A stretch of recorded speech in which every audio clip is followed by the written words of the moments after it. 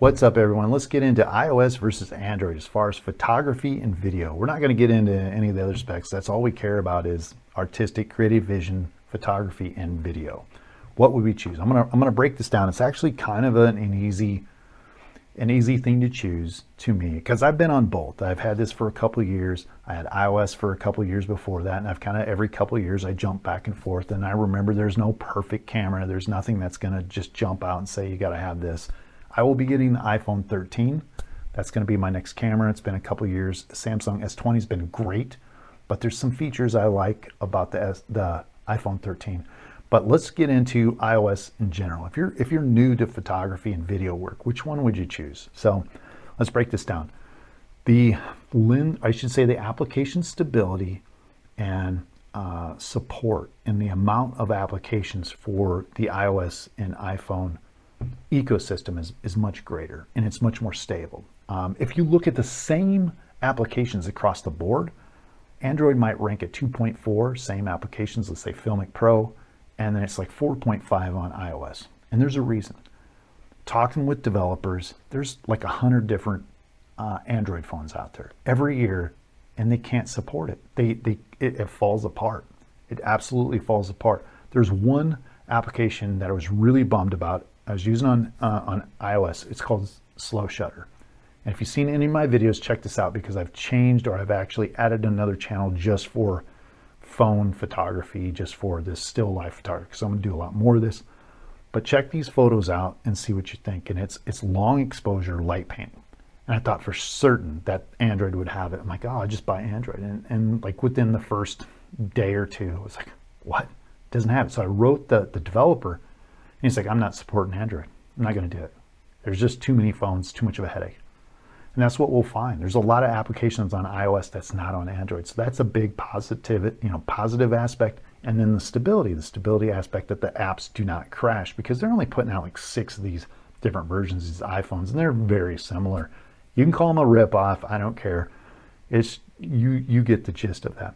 The hardware support, the actual cases, lenses, anamorphic lenses, some of the solid cases, definitely an iPhone advantage because they don't change all that much, and they're not having to do 100 different sizes of phones and that. So that's a definite win for that.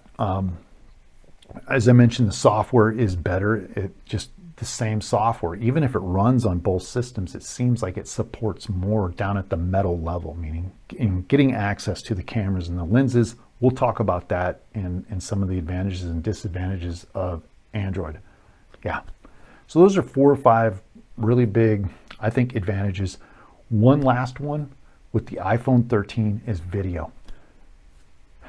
iOS and the Apple 13 phone, they come out with 2 ones. One is cinematic mode. Cinematic mode is basically being able to focus on multiple subjects, doing rack focus in post-processing, meaning you could take a video of everything in the room, and then you can go back and say, I want to focus here, and I want to focus there, I want to focus back, and I want to focus. And you can do that all in post-processing. So you don't need a cameraman. You could literally video yourself or do a wildlife video, and then creativity-wise, go back and start doing different focuses. If your camera loses focus, you literally could go back and refocus on your face or your eyes, and everything would be great. It's pretty crazy. I've played with this. I have a person in my family. She has the iPhone 13. Mine didn't come in, but I've played with it and it works very well. The second item, which is very big, is ProRes. ProRes is coming to the iPhone, and this is big because there's one thing I've really disliked about mobile photography and video in that case is artifacting and the availability to change dynamic range or the lighting and the colors.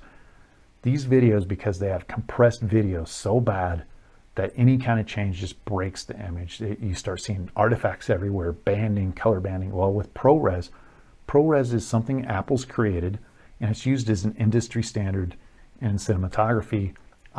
Places like Game of Thrones was captured with ProRes. It's the real deal. It's the big time. If they even get half or 3/4 of ProRes light to run on these phones, it's going to be a huge win for quality of image quality, boosting it up. So that's the things that I'm excited about. Now let's get into Android. I kind of beat up on it with some of the things. As I mentioned, the hardware isn't standardized, it can be cheaper. You can get a cheaper phone if it fits your bill for $27, $30. That can work. Your availability of the hardware can be greater or better. For instance, this Samsung S20, I would put it up against the iPhone 12 for image quality, beats it. I'm going to say the iPhone 13, even though I haven't tested it, I would say the S20, this is a couple years old, is going to be better. And the reason why I say that is it has a 108 megapixel image sensor. It has a 10 to like 30 times zoom. You can zoom way in. You have all this capability. Again, it's about the price of an iPhone, but they give you better specs. The port is an USB-C, which is much faster at downloading your video and your images to your computer if you want to work on it. This still uses the Lightning port. The iPhone 13 still uses the Lightning port, and it's much, much slower. So overall, it appears that Samsung and some of these Android providers will give you the latest hardware that they can create. This does 8K video, this does 4K, even though the 8K is a little bit suspect. And again, the 108 megapixel sensor, a little suspect, but it's noticeably better than the iPhone that I've seen, and actually compares very much close to my 40 megapixel DSLR. When the lighting is right, it's very difficult to tell the difference between the two images and that. So if you can find applications that run and that are stable on Android, generally they're half the price. And that's one of the, the benefits. It's like half the price of what it is on iOS. So that's the benefit. Some of the drawbacks, though, is the fact that this hardware is so specialized by Samsung with this periscoping lenses and all this, that they're not giving third-party support any right to get into this 108 megapixel sensor. They're not allowing them to dig in and say, hey, you can use this sensor for 108 megapixels or do this or that. They've shut it down just to their interface, just to their application to take pictures. Only Samsung has access to this. Where it's a huge difference with iOS. iOS creates these very basic camera apps and video apps. From the time being, it's very easy, intuitive. But if you want to do something more, there's video programs called Filmic Pro, which is available on here, but it does more on the iPhone. They're allowing them to really get into the nuts and bolts at the metal level, which is strange because the stereotype for Android is that it's open, it's free, you can open it up, and Android's a wall, or iOS, Apple's a walled garden. It's like, oh, you can't change anything. But Apple's done something really smart here. They've done what they do very well. They created basic apps, basic things, and they realized like Filmic Pro, all these slow shutter is going to take advantage of their hardware, and they're just going to leave it at that. And it's a great experience. And that, so if you're curious or if you're a little bit hesitant on Android, make sure what you get.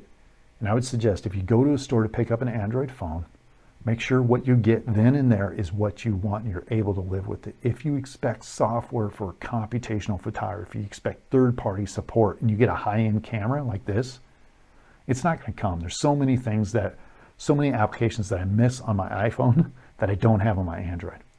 And so which do you choose? The thing that I would leave it at this is, if you're a basic photographer, maybe doing street photography, doing traditional photography, I'll show some examples of being able to do flash photography with this. I would choose Android. It's, to me, they just have a better image and their application's built in. You don't need to get anything. Make sure that what you get is what you get in the store or Verizon store, and yeah, you'll be happy. But just don't expect a lot of third-party support because generally it will not come. If you want to do computational photography, or if you want to do video, or if you want to do some things that are creative, you're thinking about the future and you're wanting ProRes, or you're wanting some things with HDR video, it just seems to be more inclusive. Like, yes, it's a 12 megapixel camera. The images look good. I've created plenty of images with the iPhone, and it's been a great experience. That the images hold together really, really well for 12 megapixels. Surprisingly, I printed them large. It works, and you can always up-res them. And then the video with the application's third-party support, that's where I think it's going to be. So I'm going to keep both these, but just know where you're at. Android can be cheaper if you go that route. Just expect what you expect right then and there, and then just leave it at that. That was your decision. Apple has a larger pool of applications. To me, better video, and it just seems to work that way. Anyway, guys, if you like this stuff, like, subscribe, questions, comments, concerns, and I will see you the next coming weeks. I got a few more things for Android and iOS photography that we can move on down the road and help some people out with. But yep, see you guys next week.